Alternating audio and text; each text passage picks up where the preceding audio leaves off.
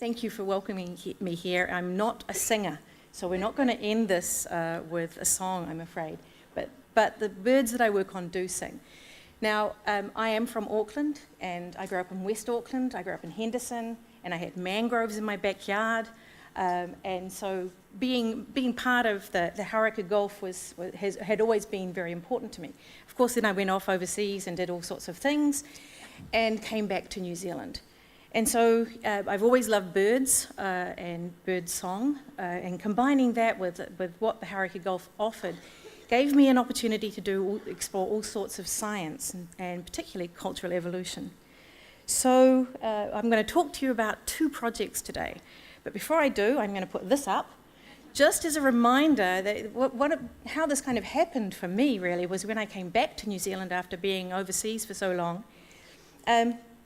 A job at University of Auckland. I'm intimidated by the place that I did my master's and undergraduate with, and many of my lecturers were still there. And I bumped into Professor John Craig in the corridor. And he was fundamental in kind of setting up Te Matangi as a sanctuary. And he said to me, "Have you been to Turi yet?" And I said, "No." And he said, "Well, I'm going there. Would you like to come?" I said, "Okay."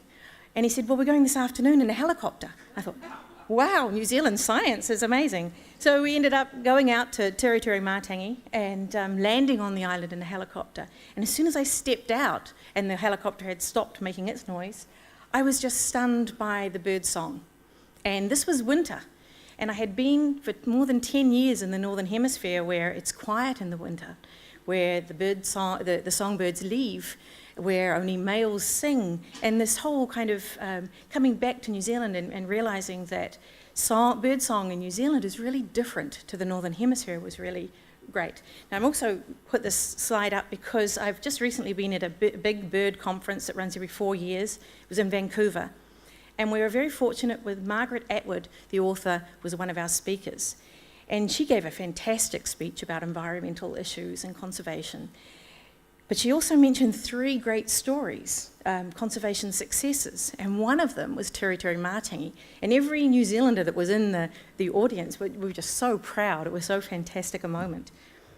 Okay, so why is song important? Classical sexual selection theory says that bird song is used to attract a mate and to defend a territory. And this we can understand ourselves. But so that gives a kind of a basis. Why should we want to know about song? It's not just pretty stuff that we're hearing. It's got a real function. So I'm going to talk about these 2 projects. One is Saddleback, North Island Saddleback, and the other is the New Zealand Bellbird. So the North Island Saddleback is a quite straightforward story, and it was, of course, the translocations that were done of the Saddleback, and Tim Lovegrove, if he's still here, he was fundamental in working on Saddleback as well. So what these translocations enable us to do is to take a look at how quickly song can change and how geographic variation can be across a population. And the way we did this was to look at all of the translocations that were done for conservation purposes and go back and look at the song. And why is this important? Well, it's not really been done. So understanding geographic variation in song dialects is pretty hard because usually you don't know where the individuals have come from, how long they've been there, and when the individuals moved to an area, what was the age and the composition of the group that founded a new population. But of course with Saddleback we could do this. So because they were they were moved onto multiple islands from a single source for conservation reasons, that actually set up for us a very nice in-the-field experimental test to see how quickly songs can change. So North Island Saddleback, they're wattlebirds, widespread before Europeans arrived, in particular with rats and stoats, they're very susceptible. They don't fly well, so when you stick them on an island, they stay there. Which was really nice for what we were doing. Forest-dwelling, long-lived, territorial, and they're very straightforward species to work on. In fact, I'm hoping to go back and do a little bit more saddleback stuff in the future.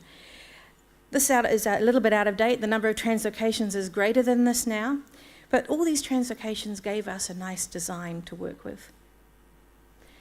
If we look at the Hauraki Gulf, of course, Hen Island is where the last remaining population of North Island saddleback was. Since then, Oops. Since then, they've been moved to a lot of islands. So this was our experimental design in the field. We had Hen Island, as you can see, and then we've got 3 translocations that were done from Hen to 3 other islands. And from Kuvia and from Wharapuki, for example, you then had multiple translocations from them. So this is like, if I was to take this room as my one population, then randomly choose a bunch of you and put you in another room, and then randomly choose from them, well, actually, let you breed, but no, I'm not going to do that. Then randomly, but you're subsampling. And so what happens is, if I was to capture 2 or 3 tables here, I wouldn't get all of the diversity that's in a room. So by subsampling, you're kind of losing some components of what that source population was. And so on. You can see these different levels. So we would expect changes. And I will give you a couple of examples of what the songs sound like. Now, this is how we picture song.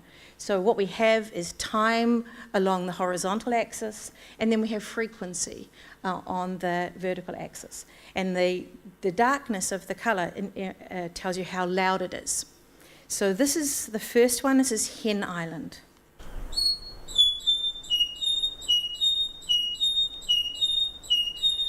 So this is and that's the next island. That's okay. So Hen Island is a squeaky wheelbarrow song, which is very distinctive of that population. And Motahora Island, the second one you heard, that more chattery one, is found on that island. And those are very, very different. Now, I've used 2 quite different examples to make a point. But what we found was, when we looked across all of these islands, and this was a project that my PhD student Kevin Parker led, we went to all of these islands and we recorded the birds on all of these islands. And that was the fun bit. Then we brought it back and had to sit in front of a computer and do a lot of analysis for quite a long time. And ended up, I'll go back one. Ended up with this. So after years of getting out to all these islands, and sometimes by helicopters, sometimes by boat, getting very seasick, taking measurements on those spectrograms that you saw before, this is the culmination of thousands and thousands of recordings. And what we can see, these different colours represent the blue, the red, and the yellow, represent the different lineages that came out of the original Hen Island, which is the black diamond in the centre. What this shows, what this technique is a way of seeing how different those locations are in terms of the song dialects that are found on each of the islands.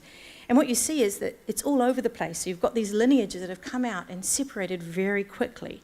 So the bottom line for this is that what we have is evidence of very rapid cultural evolution of song dialects across these islands. And this is it's really nice to be able to show this in a field case. Now, the second, so then I thought, well, saddleback are easy, now I'm going to try something a bit harder. And we did. And so female bellbird are a little bit tougher to work on. Well, bellbird are a little bit tougher to work on because now they're all on the islands, but they can move. So now we don't have that information about exactly the source. And I concentrated on female song because when I came back to New Zealand, I realised that the Northern Hemisphere approach to looking at song, where it's all done by males, doesn't work here. It doesn't work in Australia, it doesn't work in the tropics. And so you can ask the question, if Darwin had been a Kiwi, would he have even asked the question of male song, song in the context of males singing a song to attract a mate? If he had around him in his neighbourhood, if he had, instead of these guys, the blackbird, where the male sings on these song posts and the female sits on the eggs and raises the young, falls in love with the song. If he didn't have that and he had New Zealand bellbirds, then the questions would be different. And so New Zealand birds do things a little bit differently, and this is a juvenile bellbird who's actually on the wrong end of this directional microphone. Very difficult to record under these circumstances. But one thing that actually the birds in New Zealand are actually quite straightforward to record because they actually do come in quite close, but this one was ridiculous. Right, so female song, this is a picture that depicts the kind of historical genetic structure of all of the songbirds in the world. And you don't need to read all those labels, and I can't read them. All you need to notice is the red parts, the red relative to the blue. So a group of Australian biologists, mostly female, got together, and I'm now working with them as well, and looked at where female song was present or absent around the world, across all of these species. And what you notice is that there's a lot of red, and that's where female song is present. And in fact, that blob in the middle is the ancestral state. So what this suggests is that female song is ancestral. And maybe the question we should be asking is not why females don't sing in the Northern Hemisphere, we should be asking the question about why females don't sing in the Northern Hemisphere rather than why females sing in the Southern Hemisphere, because this is the more normal state. So the Bellbird song, that kind of led us to look at a whole lot of things, and I don't have time to go into all of it, and that's my current project, which we're kind of wrapping up this year. We wanted to see other island dialects. We want to see are there differences between males and females in their dialects. Does song have the same role for males and females? And how's the development patterns different for males and females? What does the brain look like? I didn't kill anything to do this. And what does the syrinx look like? So we'll use natural deaths to do some of that stuff. So now we have locations all through the Hauraki Gulf. And all of these locations have bellbirds, and we've been out and recorded at most of them now. What we've found is that males and females on an island don't share very much in terms of the kinds of songs. So male songs are different to female songs on all of these islands. We've also found that between islands, males are quite different. So each island has its own distinct set of dialects. And the same for females. So that alone is really interesting. And there's just two more pieces of information that I want to talk to you about. One is, it's all very well to describe that males and females have song and song dialects that are different, but what does it mean, and how do we figure that out? So we did a couple of tests. One was to look at female song and to do some playback experiments to test a thing called the dear enemy hypothesis. And this is the hypothesis that you could understand, if I can explain it to you, is if you come home and in your living room is a stranger, right? You're going to have a reaction to that stranger being there. If you come home and in your living room is your neighbour, you're going to have a reaction, but it will be different. Might be a bit weird having your neighbour end up in your living room, but so this difference in your response to a neighbour versus a stranger is what the dear enemy hypothesis is about. It suggests that what you should do is be more aggressive towards or a stronger reaction towards a stranger. So we tested this by doing playbacks. We tested this by doing playbacks, and this is just one part of what we did. We looked at counter-singing. So we played back a female song to females, we played back a neighbour song, we played back a stranger from the same island and a stranger from a different island. And then we looked at how often she sung back in response. And what you see here, we measured a whole lot of other things as well, and what we got consistently across the board was that females responded to their neighbours more strongly, their neighbouring females, than they did to strangers, which was the opposite of the dear enemy hypothesis. And what along with some other experiments, what we've discovered is that females interact with other females using song. And that when we've done these experiments with males, it's males are interacting with other males more often than they are with females. So this suggests something about resources, we think. And then the last bit, the last thing I wanted to mention was we also looked at, okay, is there a benefit to females in singing? And so we looked at rates of female song at the nest, in the vicinity of the nest, and how that predicted their reproductive success in terms of the numbers of chicks fledged. So during the incubation period, when females sing a little bit less, because they're spending a lot of time incubating, we still found this relationship between how much females sung and how well they did, how many chicks they fledged. We also found it during the chick rearing stage. So this suggests that females that sing more raise more offspring. So there's an advantage to females singing more. We didn't find this relationship for males, but that's a longer story, a little bit more complicated there, I think. So the context of this, I think, is that bellbirds in particular are highly social species. And the islands in the Hauraki Gulf, because they are protected and because they have predators removed, enables the bellbirds to reach these really high densities. And I think that's the natural state, if you like, for bellbirds and for many of the bird species that we see on these islands. And social competition is really important. They're there year-round. They're not migrating away somewhere.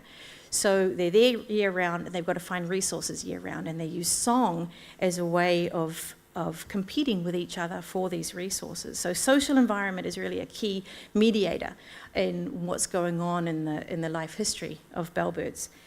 So here is just a little snippet of the chaos that when you're trying to record one individual bird, it's very difficult sometimes. But this is males and females singing on Teri Teri Mātangi.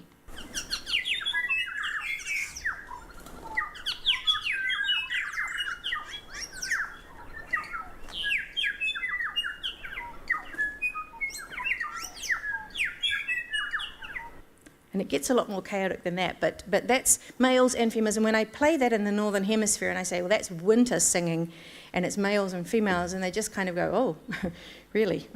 And then they want to come visit. Right, so soundscapes are really important, and the bird song is part of those natural sounds. And the ratio of natural sounds to noise pollution, we've already had really interesting talk about this earlier, about soundscapes.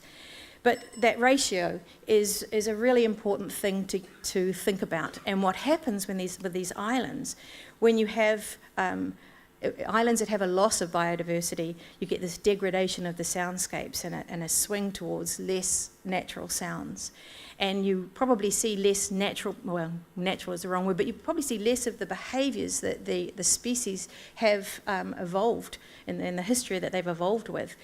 So translocations of bird species back to these really nice restored islands and letting the populations build up to what they should be in those circumstances means that you restore the bird songs as well, and you restore the interactions between individuals. And it gives us a fantastic kind of playground, if you like, to do some science, and do science that actually sounds really nice as well. And of course, I have to finally thank, I've got a big team of PhD students that are involved in this, and then interns that come from overseas, and we throw them on an island somewhere and they spend their time watching birds and recording birds and so on. So I've got lots of people to thank. Kevin Parker and Wesley Webb, Michelle Roper, Shauna Bailey were PhD students of mine. And thank you for listening.